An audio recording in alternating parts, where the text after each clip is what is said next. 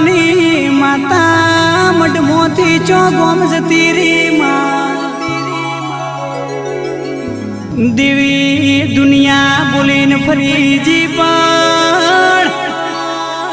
દુનિયાના ડોક્ટરો એમને દવાની કોશિશ કરી પણ કેન્સર જેવા રોગ મટ્યા નહીં માં હવે તો જીવાડે તોય તું ના મારે તોય તું તારા વિશ્વાએ તારા ભરોહે અમે રજા લઈને ઘેરાયા છો તારા સિવાય કોઈ મારું બાવડું ચાલે